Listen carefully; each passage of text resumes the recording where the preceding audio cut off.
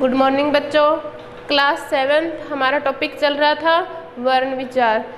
इसमें हमने पिछली कक्षा में पढ़ा था कि वर्ण किसे कहते हैं, ध्वनि के लिखित रूप को वर्ण कहते हैं। फिर हमने पढ़ा था वर्णमाला की सभी भाषाओं की अलग अलग वर्णमाला होती है।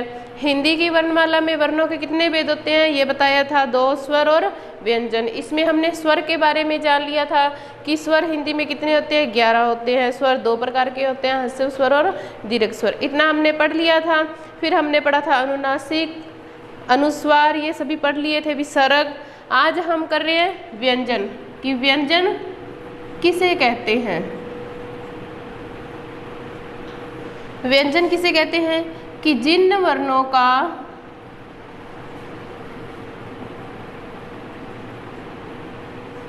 उच्चारण करते समय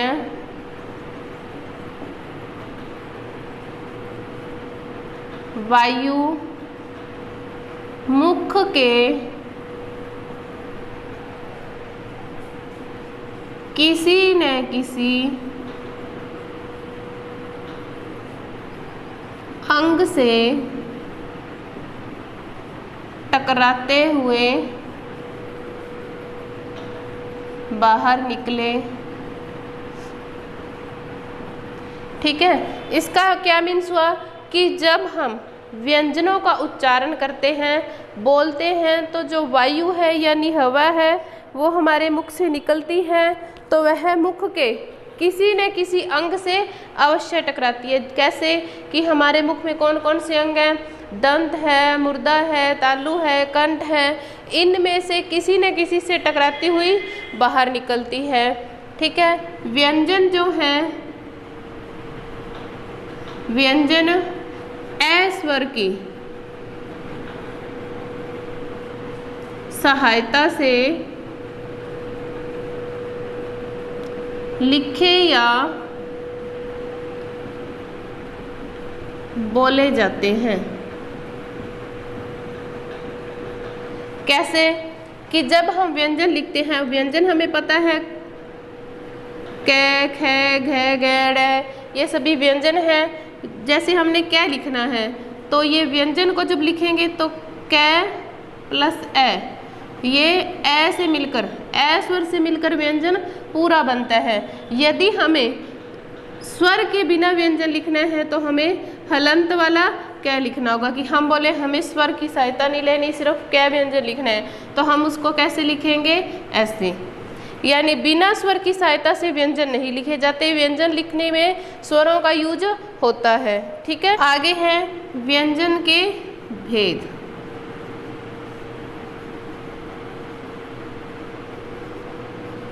कि व्यंजन के कितने भेद होते हैं। तो सबसे पहले है स्पर्श व्यंजन।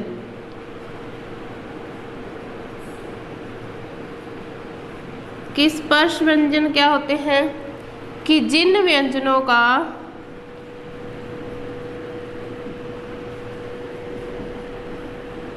उच्चारण करते समय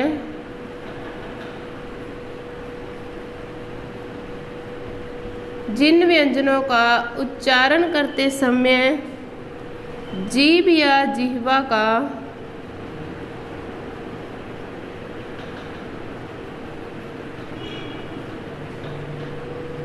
मुख के अंगों से स्पर्श करना स्पर्श व्यंजन कहलाता है। या उच्चारण करते समय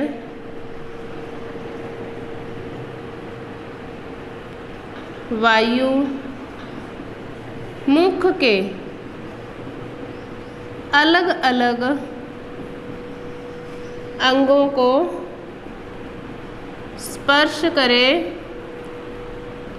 वहाँ क्या होता है, स्पर्श व्यंजन होता है। कि जब हम उच्चारण करते हैं क, ख, ख, घ, ये उच्चारण करते हैं तो जो हमारी जीवा है या वायु है मुख के अलग अलग अंगों को स्पर्श करती है, तो वहाँ क्या होते हैं, स्पर्श व्यंजन होते हैं। स्पर्श व्यंजन कितने होते हैं, 27 होते हैं। स्पर्श व्यंजन कितने होते हैं, 27। जो हमारा कै वर्ग है वो पूरा, यानी क ख घ घ ड़, ठीक है। फिर है हमारा चै वर्ग पूरा, च छ झ झ ण। फिर है टै वर्ग भी पूरा, ट ठ ढ ढ ण, ठीक है। फिर है हमारा तै वर्ग भी पूरा, त थ ध ध न। फिर है हमारा पै वर्ग भी पूरा, प फ भ भ म। ये पूरे हुए। अब इनकी काउंटिंग करेंगे तो ये 25 बनेंगे, 1 2 3 4 5 और 5 5 इधर है, 25 है। लेकिन हमने बोला है कि स्पर्श व्यंजन कितने होते हैं, 27 होते हैं। तो इसमें 2 व्यंजन और जुड़े हुए हैं, ढ के नीचे बिंदु और ढ ढक्कन के नीचे बिंदु। ये 2 वर्ण इनमें और जुड़े हुए हैं। तो स्पर्श व्यंजन कितने हुए, 27 हुए, ठीक है। आगे है नंबर 2 अंतस्थ व्यंजन।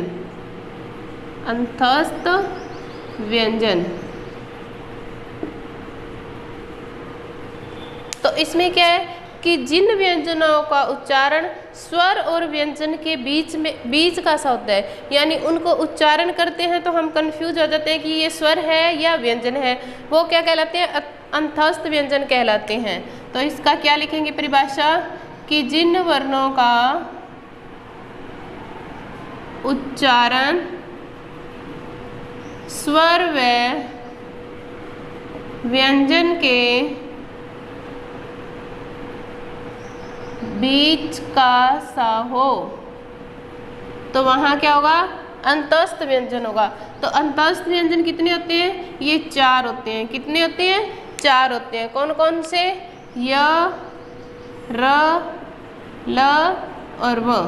य र ल और व, ये क्या है, अंतस्थ व्यंजन है, 4 हैं, ठीक है ना। ऊष्म व्यंजन, ऊष्म व्यंजन, ऊष्म व्यंजन क्या होते हैं कि जिन व्यंजनों का उच्चारण करते समय वायु मुख से रगड़ खाती हुई, यानी हम बोलेंगे तो हमारी जीभ रगड़ खाती हुई बाहर आए, वो क्या होंगे, ऊष्म व्यंजन होंगे। तो इसमें क्या होगा, जिन वर्णों का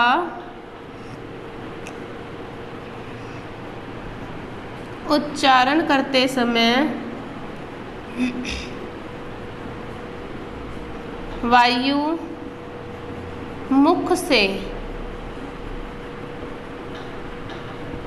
रगड़ खाती हुई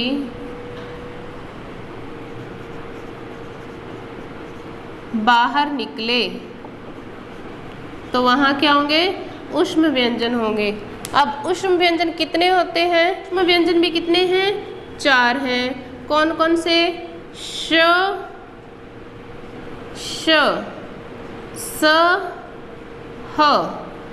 अब इनको बोलेंगे तो हमारी मुख से जो वायु है वह रगड़ खाती हुई बाहर आती है, श श स ह। बोल के देखो, आ रही है ना। आगे है नंबर 4 संयुक्त व्यंजन।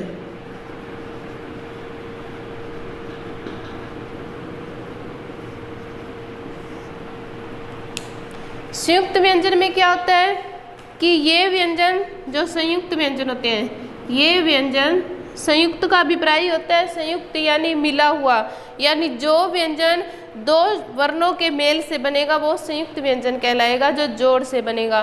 तो क्या होगा कि ये व्यंजन 2 या 2 से अधिक व्यंजनों के मेल से बनता है।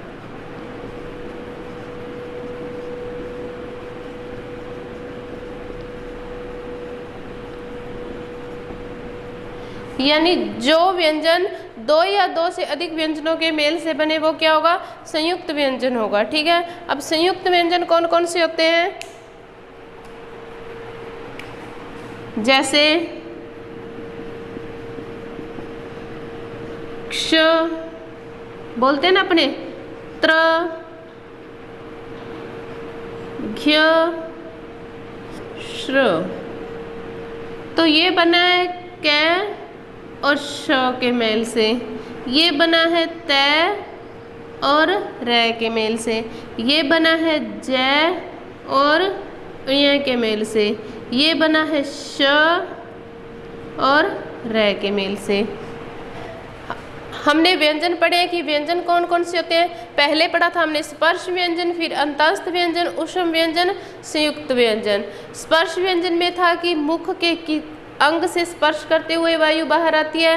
कै वर्ग, चै वर्ग, टै वर्ग, तै वर्ग, पै वर्ग सभी किस में आते हैं? स्पर्श व्यंजन में आते हैं। फिर हमारा था अंतस्थ व्यंजन कि जिन वर्णों का उच्चारण करते समय हमें ये ध्यान में ना रहे कि ये व्यंजन है, ये स्वर है, एक जैसे लगे, तो वो होते हैं अंतस्थ व्यंजन। जैसे य आवाज़ आ रही है ना, ए की आवाज़ भी आ रही है, य की आवाज़ भी आ रही है, तो हम कन्फ्यूज हो जाते हैं। तो ये अंतस्थ व्यंजन है। कौन कौन से हैं? य, र, ल, व, ये किस में आएंगे? अंतस्थ व्यंजन में आएंगे। फिर हमारा है ऊष्म व्यंजन कि जिन वर्णों का उच्चारण करते समय वायु मुख से रगड़ खाती हुई बाहर निकले, सीधी बाहर ना निकले, वो क्या होते हैं? ऊष्म व्यंजन होते हैं। ये कितने हैं? 4 है। कौन कौन से? श, श, स, ह। फिर है संयुक्त व्यंजन कि जो व्यंजन दो व्यंजनों के मेल से, अब ये भी व्यंजन है, ये भी व्यंजन है, व्यंजन है ना दोनों साइड, प्लस के इस साइड भी व्यंजन है, प्लस के उस साइड भी व्यंजन है, कि जो व्यंजन दो या दो से अधिक व्यंजनों के मेल से बने वो क्या होंगे? संयुक्त व्यंजन हो गए। कौन कौन से? क्ष, त्र, ज्ञ, श्र, ये हैं संयुक्त व्यंजन। तो हमारा ये वर्ण विचार टॉपिक कंप्लीट हुआ। आगे हम अपनी पाठ्य पुस्तक स्टार्ट करेंगे। ठीक है।